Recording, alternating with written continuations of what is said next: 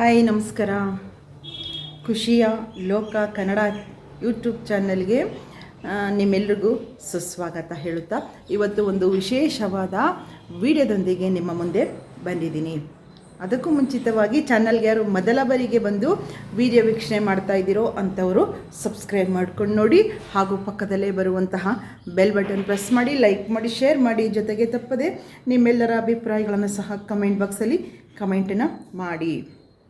ಇವತ್ತು ಒಂದು air ಕೇರೊಂದಿಗೆ video ಬಂದಿದ್ದೀನಿ.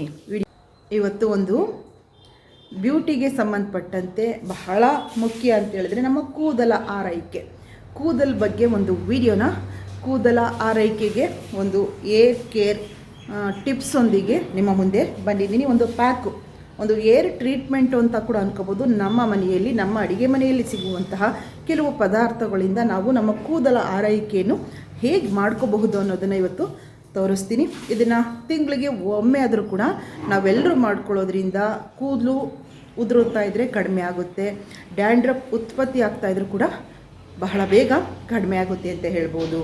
ಏನೇನು ಒಂದು ಏರು ಪ್ಯಾಕ್ ಇವತ್ತು ರೆಡಿ ಮಾಡ್ಕೊಂಡಿದ್ದೀನಿ ಅಂತ ತೋರಿಸ್ತೀನಿ. ನೋಡಿ, ರೆಡಿ ಆಗಿದೆ ಆಲ್ರೆಡಿ, ನೋಡ್ತಾ ಇದ್ದೀರಲ್ಲ ಏನನ್ನು ನಾನು ರೆಡಿ ಮಾಡ್ಕೊಂಡಿದ್ದೀನಿ ಅಂತ ಕ್ಲಿಪ್ಪಿಂಗ್ಸಲ್ಲಿ ತೋರಿಸ್ತೀನಿ.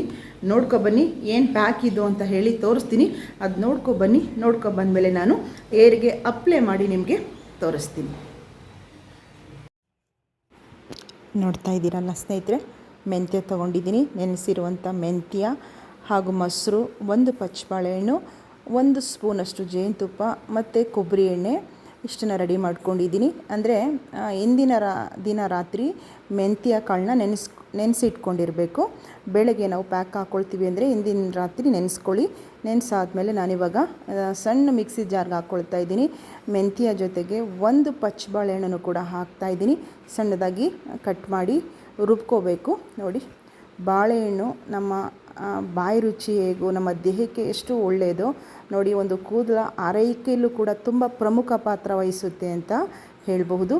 ಮತ್ತು ಜೇನುತುಪ್ಪ ಮುಂಚೆ ಎಲ್ಲ ಜೇನುತುಪ್ಪದ ಕೈ ಕೂದಲು ಮುಡ್ಕೊಂಡ್ರೆ ಬಿಳಿ ಕೂದಲಾಗುತ್ತೆ ಅಂತ ಹೇಳ್ತಿದ್ರಲ್ವ. ಖಂಡಿತ ಅದು ಆ ರೀತಿ ಇಲ್ಲ.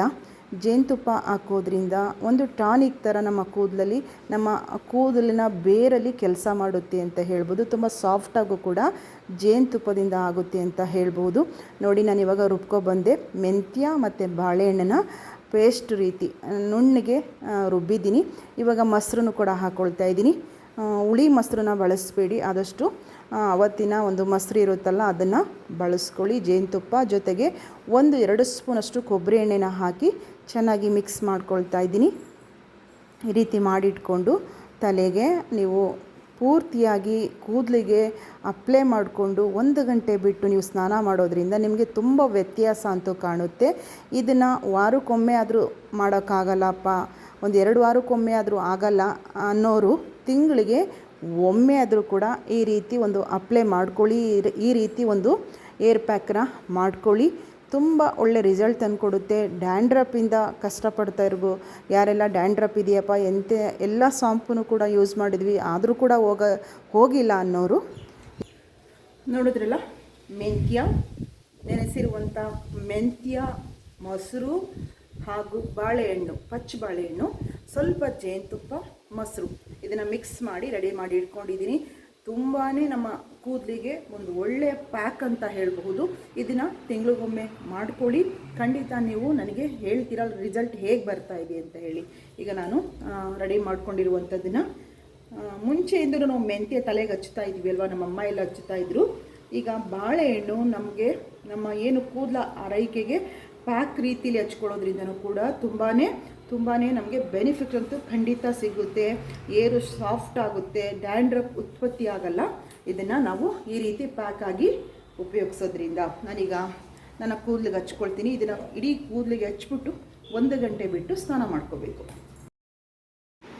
ನೋಡಿ, ಮನೆಯಲ್ಲಿ ನಾವೇ ಪಾರ್ಲರ್ಗಳಲ್ಲಿ ಏನಾದರೂ ನಿಮ್ಮ ಮೆಹಂದಿ ಹಚ್ಕೊಂಡ್ರೆ ಇಲ್ಲ ಕಲರ್ ಅಪ್ಲೈ ಮಾಡಿಕೊಂಡ್ರು ಇದೇ ರೀತಿ ಹಚ್ಕೊಳ್ತಾರೆ. ಈ ರೀತಿ ಭಾಗ ಮಾಡಿಕೊಂಡು ನೀವು ಒಂದೊಂದೇ ಭಾಗನ ನೀವು ಹಚ್ಚಿ ನೀವು ಗಂಟೆನ ಹಾಕ್ಕೊಳ್ಳೋದ್ರಿಂದ ಸುಲಭವಾಗಿ ನಾವು ನಮ್ಮ ಕೂದಲಿಗೆ ಪ್ಯಾಕ್ನ ಅಪ್ಲೈ ಮಾಡ್ಕೋಬಹುದು. ನೋಡ್ತಾ ಇದ್ದೀರಾ, ನಾನು ತುಂಬ ಸುಲಭವಾಗಿ ಹಾಕ್ಕೊಳ್ತಾ ಇದ್ದೀನಿ. ನನ್ನ ಕೂದಲು ಒಂದು ಸ್ವಲ್ಪ ಮಂದ ಕೂಡ ಇದೆ.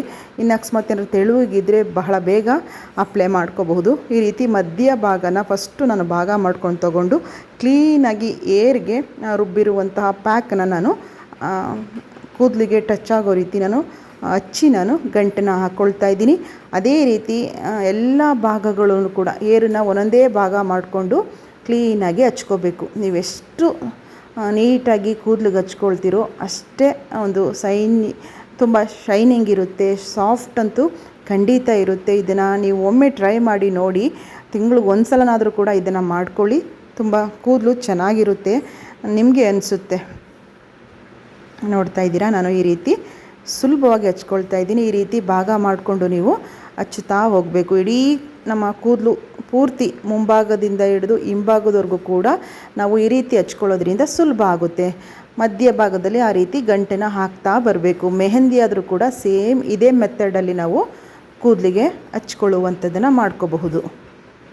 ಯಾವುದೇ ಸೈಡ್ ಎಫೆಕ್ಟ್ ಅಂತೂ ಖಂಡಿತ ಇಲ್ಲ. ಈ ರೀತಿ ಮಾಡ್ಕೊಳ್ಳೋದ್ರಿಂದ ಏನಾದರೂ ಸೈಡ್ ಎಫೆಕ್ಟ್ ಆಗುತ್ತಪ್ಪ ಅನ್ನುವಂತಹ ಚಿಂತೆ ಇಲ್ಲ. ಯಾಕೆಂದರೆ ಕೆಮಿಕಲ್ಲು ಮತ್ತೊಂದು ಏನೂ ಇಲ್ಲ ಅಲ್ಲ. ನಮ್ಮ ಅಡುಗೆ ಮನೆಯಲ್ಲಿರುವಂತಹ ಸಾಂಬಾರು ಪದಾರ್ಥಗಳು ನೋಡಿ, ಮೆಂತ್ಯನ ನಾವು ಅಡುಗೆಗೆ ಹೇಗೆ ಉಪಯೋಗಿಸ್ತೀವೋ ಹಾಗೆ ನಾವು ನಮ್ಮ ಕೂದಲು ಆರೈಕೆಯಲ್ಲೂ ಕೂಡ ತುಂಬಾ ಉಪಯುಕ್ತವಾದ ಒಂದು ಧಾನ್ಯ ಅಂತ ಕೂಡ ಹೇಳ್ಬೋದು. ನೋಡಿ, ಎರಡು ಕಡೆಯೂ ಕೂಡ ಭಾಗ ಮಾಡಿ ರುಬ್ಬಿರುವಂತಹ ಆ ಪೇಸ್ಟನ್ನ ಹಚ್ಚುತ್ತಾ ಹೋಗ್ತಾ ಇದ್ದೀನಿ. ಹಚ್ಚಬೇಕಾದ್ರೇ ನೈಸ್ ಅಂತ ಅನಿಸುತ್ತೆ. ಬಾಳೆಹಣ್ಣು ಕೂಡ ತುಂಬಾ ಒಂದು ಒಳ್ಳೆಯ ಕೆಲಸ ಮಾಡುತ್ತೆ ಕೂದಲ ಆರೈಕೆಯಲ್ಲಿ ಅಂತ ಕೂಡ ಹೇಳ್ಬೋದು. ಬಾಳೆಹಣ್ಣು ಸಿಪ್ಪೆಯಿಂದ ನಾವು ಸ್ಕಿನ್ ಕೇರ್ ಮಾಡ್ಕೋಬಹುದು. ನಿಮಗೆ ಗೊತ್ತಿದೆ ಅಂತ ಭಾವಿಸ್ತೀನಿ. ಕೆಲವು ಬಾರಿ ನೀವು ಬಾಳೆಹಣ್ಣು ತಿಂತೀವಿ, ಸಿಪ್ಪೆ ಬಿಸಾಡ್ತೀವಲ್ವಾ, ಈ ಪಚ್ಚ ಬಾಳೆಹಣ್ಣೆ ತಗೊಳ್ಳಿ. ಆ ಸಿಪ್ಪೆಯಿಂದ ಮುಖನ ರಬ್ ಮಾಡೋದ್ರಿಂದನೂ ಕೂಡ ಬ್ಲಡ್ ಸರ್ಕ್ಯುಲೇಷನ್ ಚೆನ್ನಾಗಾಗುತ್ತೆ ಮತ್ತು ಸ್ಕಿನ್ ಗ್ಲೋ ಆಗುತ್ತೆ ಅಂತ ಕೂಡ ಹೇಳ್ಬೋದು. ಕೆಲವು ಬಾರಿ ನಾವು ಮಾಡ್ಕೋಬೇಕು, ಬಿಸಾಡೋದಕ್ಕಿಂತ ಇಂಥದಕ್ಕೆಲ್ಲ ನಮ್ಮ ಸ್ಕಿನ್ನ ಆರೈಕೆಗೂ ಕೂಡ ಅದನ್ನು ಬಳಸಬಹುದು ಅನ್ನೋದು ನಾವು ಇಲ್ಲಿ ತಿಳ್ಕೊಬಹುದಾಗಿದೆ ಸ್ನೇಹಿತರೆ. ಹೇಳ್ತಾರಲ್ಲ, ಕಸದಿಂದ ರಸ ಅಂತ ಹೇಳ್ತಾರಲ್ಲ, ಹಾಗೆ ಬಿಸಾಡುವಂಥದ್ರೂ ಕೂಡ ನಮ್ಮ ಒಂದು ಆರೈಕೆ, ಚರ್ಮದ ಆರೈಕೆ ಆಗಲಿ ಕೂದಲಿನ ಆರೈಕೆಯೂ ಕೂಡ ಮಾಡ್ಕೋಬಹುದು. ನೋಡ್ತಾ ಇದ್ದೀರಾ, ಸಂಪೂರ್ಣವಾಗಿ ನಾನು ಹಚ್ಚಿದ್ದೀನಿ. ಕೆಲವು ಬಾರಿ ನೋಡಿ ಮೈ ಮೇಲೆಲ್ಲ ಬಿದ್ದಿದೆ, ಅದು ಹಾಗೇ ಹಚ್ಕೋಬೇಕಾದ್ರೆ ಬೀಳುತ್ತೆ, ಮುಖದ ಮೇಲೆಲ್ಲ ಬೀಳುತ್ತಲ್ವ. ಏಕೆ ಅಂತ ಹೇಳಿದ್ರೆ ಅದಕ್ಕೆ ಆ ಟೈಮಲ್ಲಿ ನೈಟಿಗಳನ್ನ, ಒಂದು ಹಳೆ ಡ್ರೆಸ್ಸನ್ನು ಹಾಕ್ಕೊಂಡು ಹಚ್ಕೊಂಡ್ರೆ ಇನ್ನೂ ಉತ್ತಮ ಅಂತ ಹೇಳಬಹುದು. ಈಗ ಹಚ್ಚೆಲ್ಲ ಆಗಿದೆ. ಹಚ್ಚಾದ್ಮೇಲೆ 1 ಗಂಟೆ ಬಿಡೋಣ. ನೋಡಿದ್ರಿ, ಈ ಏರ್ ಪ್ಯಾಕನ್ನ ನಾವು 1 ಗಂಟೆ ಬಿಟ್ಟು ನಂತರ ಸ್ನಾನ ಮಾಡಬೇಕು. ತಣ್ಣೀರಲ್ಲಿ ತೊಳ್ಕೊಬೋದು, ಇಲ್ಲ ಅಂತ ಹೇಳಿದ್ರೆ ಉಗುರು ಬೆಚ್ಚಗಿನ ನೀರಲ್ಲಿ ವಾಶ್ ಮಾಡ್ಕೋಬೇಕು. ಚೆನ್ನಾಗಿ ವಾಶ್ ಮಾಡಬೇಕು. ಏಕೆಂದರೆ ಮೆಂತ್ಯ ಅಲ್ಲ, ಕೂದಲಲ್ಲೆಲ್ಲ ಹಾಗೆ ಇರುತ್ತೆ. ನೀವು ಒಂದು 3 ಬಕೆಟ್ ನೀರಾದರೂ ಕೂಡ ಬೇಕಾಗಬಹುದು. ಕೂದಲು ನಿಮ್ಮದು ಹೇಗೆ ಲೆಂತ್ ಇರುತ್ತೆ ಅದರ ಮೇಲೂ ಕೂಡ ಡಿಪೆಂಡ್ ಆಗುತ್ತೆ. ಈ ರೀತಿ ತಿಂಗಳಿಗೆ ಒಮ್ಮೆ ಆದರೂ ಕೂಡ ಈ ಹೆಲ್ತಿ ಏರ್ ಪ್ಯಾಕ್ನ ಹಚ್ಕೊಳ್ಳೋದ್ರಿಂದ ನಮಗೆ ತುಂಬಾ ಒಂದು ಕೂದಲ ಆರೈಕೆ ಮಾಡಿದ್ವಿ ಅನ್ನೋವಂಥದ್ದು ಖಂಡಿತ ಸಿಗುತ್ತೆ. ಎಲ್ಲ ಬಿದ್ದಿದೆ, ನೋಡ್ತಾ ಇದ್ದೀರಾ, ಹಚ್ಕೋಬೇಕಾರೆ ಹಾಗೇ. ಆದ್ದರಿಂದ ಈಗ ನಾನು 1 ಗಂಟೆ ಬಿಡ್ತೀನಿ. 1 ಗಂಟೆ ಬಿಟ್ಟು ಸ್ನಾನ ಮಾಡ್ಕೊಬಂದು ಹೇಗೆ ಏರ್ ಕಾಣಿಸ್ತಾ ಇದೆ, ಎಷ್ಟು ಸಾಫ್ಟಾಗಿ ಬಂದಿದೆ ಮತ್ತು ಸಿಲ್ಕಿ ಸೈನಾಗಿ ಕಾಣಿಸ್ತಾ ಇದೆಯಾ ಅಂತ ಹೇಳಿ ನಿಮಗೆ ವಿಡಿಯೋ ಮೂಲಕ ತೋರಿಸ್ತೀನಿ. ಆಯಿತಾ? 1 ಗಂಟೆ ಬಿಟ್ಟು ವಿಡಿಯೋ ಕಂಟಿನ್ಯೂ ಮಾಡ್ತೀನಿ. ಸ್ನಾನ ಎಲ್ಲ ಮುಗಿಸ್ಕೊಬಂದು ನಿಮ್ಮ ಮುಂದೆ ಬರ್ತೀನಿ. ಆಯಿತಾ? ಬನ್ನಿ, ಅಷ್ಟೊತ್ತಿಗೆ ಸ್ವಲ್ಪ ಕೆಲಸಗಳಿವೆ, ಮಾಡ್ಕೊಬಿಡ್ತೀನಿ. ಕೆಲಸ ಮುಗಿಸ್ಕೊಂಡು ಸ್ನಾನ ಮಾಡಿಕೊಂಡು ವಿಡಿಯೋ ಮುಂದೆ ಬರ್ತೀನಿ.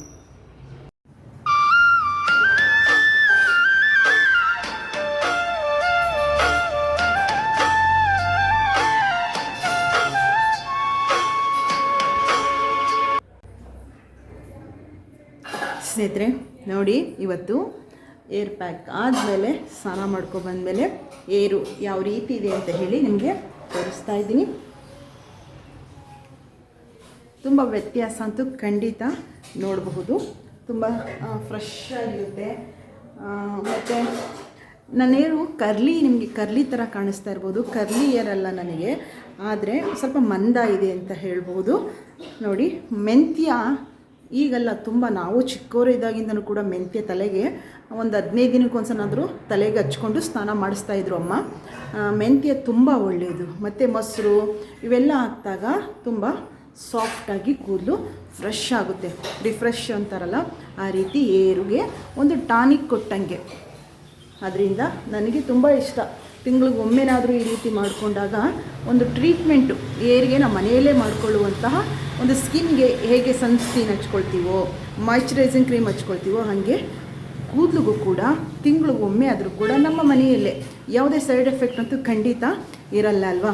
ಅದರಿಂದ ಇವತ್ತು ನನಗೆ ತುಂಬ ಫ್ರೆಶ್ ಅನ್ನಿಸ್ತು. ಆದಷ್ಟು ಮೆಂತ್ಯ ರುಬ್ಬುವಾಗ ಸಣ್ಣಗೆ ರುಬ್ಕೊಳ್ಳಿ, ತುಂಬ ನೈಸ್ ರುಬ್ಕೋಬೇಕು. ನೀವು ತರಿ ರುಬ್ಕೊಬಿಟ್ರೆ ಕೂದಲು ಮಧ್ಯೆ ಸೇರ್ಕೊಬಿಟ್ರೆ ನೀವು 4 ಬಕೆಟ್ ನೀರಲ್ಲಿ ತೊಳೆದ್ರೂ ಕೂಡ ಹೋಗಲ್ಲ. 1-2 ದಿನ ಇರುತ್ತೆ. ಅದರಿಂದ ನೀವು ಅದನ್ನು ಸಣ್ಣಗೆ ರುಬ್ಕೊಳ್ಳುವಂಥದ್ದನ್ನು ಮಾಡ್ಕೊಳ್ಳಿ. ನನಗೆ ತುಂಬ ಇಷ್ಟ. ತಿಂಗಳಿಗೆ ಒಮ್ಮೆ ಆದರೂ ಕೂಡ ಈ ಒಂದು ಟ್ರೀಟ್ಮೆಂಟ್ನ ನಾನು ಮನೆಯಲ್ಲೇ ಮಾಡ್ಕೊಳ್ತೀನಿ. ಕೆಲವು ಬಾರಿ ಕರಿಬೇವು ಮತ್ತು ನುಗ್ಗೆ ಸೊಪ್ಪನ್ನು ಕೂಡ ರುಬ್ಬಿ ಹಾಕ್ಕೊಳ್ತೀನಿ. ತುಂಬ ಚೆನ್ನಾಗಿರುತ್ತೆ. ಈ ರೀತಿ ಮನೆಯಲ್ಲೇ ಕೆಲವನ್ನ ನಾವು ಮಾಡ್ಕೊಳ್ಳೋದ್ರಿಂದ ತುಂಬಾ ಒಂದು ಬೆನಿಫಿಟ್ ಅಂತೂ ಖಂಡಿತ ನಮಗೆ ಸಿಗುತ್ತೆ ಸ್ನೇಹಿತರೆ. ಏನು ಅನ್ನಿಸ್ತು ಅನ್ನೋದನ್ನು ನನಗೆ ಇವತ್ತಿನ ವಿಡಿಯೋ ಖಂಡಿತ ನಿಮಗೆ ಇಷ್ಟ ಆಗಿರುತ್ತೆ ಅಂತ ಭಾವಿಸ್ತೀನಿ. ಇಷ್ಟ ಆಗಿದರೆ ಲೈಕ್ ಮಾಡಿ, ಶೇರ್ ಮಾಡಿ, ಜೊತೆಗೆ ತಪ್ಪದೆ ನಿಮ್ಮೆಲ್ಲರ ಅಭಿಪ್ರಾಯಗಳನ್ನು ಸಹ ಕಮೆಂಟ್ ಬಾಕ್ಸಲ್ಲಿ ಕಮೆಂಟನ್ನು ಮಾಡಿ. ಇವತ್ತಿನ ಒಂದು ಏರ್ ಟ್ರೀಟ್ಮೆಂಟ್ ನಿಮಗೆ ಖಂಡಿತ ಇಷ್ಟ ಆಗಿರುತ್ತೆ. ಯಾಕೆ ಅಂತ ಹೇಳಿದ್ರೆ ನಮ್ಮ ಅಡಿಗೆ ಮನೆಯಲ್ಲೇ ಸಿಗುವಂತಹ ಹಲವಾರು ಪದಾರ್ಥಗಳಿಂದ ನಾವು ನಮ್ಮ ಆರೋಗ್ಯನ ವೃದ್ಧಿಸ್ಕೋಬಹುದು. ಹೀಗೆ ಸ್ಕಿನ್ ಕೇರ್ ಮಾಡ್ಕೋಬಹುದು, ಕೂದಲನ್ನ ಆರೈಕೆ ಮಾಡ್ಕೋಬಹುದು. ನಿಮಗೆ ಇಷ್ಟ ಆಗಿದೆ ಅಂತ ಅಂದ್ಕೊಳ್ತೀನಿ. ಇದನ್ನು ನೀವು ಒಮ್ಮೆ ಟ್ರೈ ಮಾಡಿ ಏನು ಅನ್ನಿಸ್ತು ಅನ್ನೋದನ್ನು ನನಗೆ ಕಮೆಂಟಲ್ಲಿ ತಿಳಿಸಿ. ನನಗೆ ಏರ್ ಬಿಟ್ಕೊಳ್ಳೋದಾಗಲಿ, ನನಗೆ ಏನಿದ್ರು ಗಂಟು ಥರ ಹಾಕ್ಬಿಟ್ರೆ ನನಗೆ ಒಂಥರ ನೆಮ್ಮದಿ ಅಂತ ಅನಿಸುತ್ತೆ. ಇವತ್ತು ಶ್ರೀ ರಾಘವೇಂದ್ರ ಸಾನ್ನಿಧ್ಯ ಯೂಟ್ಯೂಬ್ ಚಾನಲ್ಗೆ ಒಂದು ವಿಡಿಯೋ ಇದೆ. ತಲೆ ಬಾಚಿಕೊಂಡು ನೀಟಾಗಿ ಇವತ್ತಿನ ಈ ಒಂದು ಪುಟ್ಟದಾದ ಕೂದಲ ಆರೈಕೆಯ ವಿಡಿಯೋ ನಿಮಗೆ ಇಷ್ಟ ಆಗಿರುತ್ತೆ ಅಂತ ಭಾವಿಸ್ತೀನಿ. ಬರಲಾ, ಮುಂದಿನ ಲಾಗಲ್ಲಿ ಸಿಗ್ತೀನಿ. ನಮಸ್ಕಾರ, ಬಾಯ್.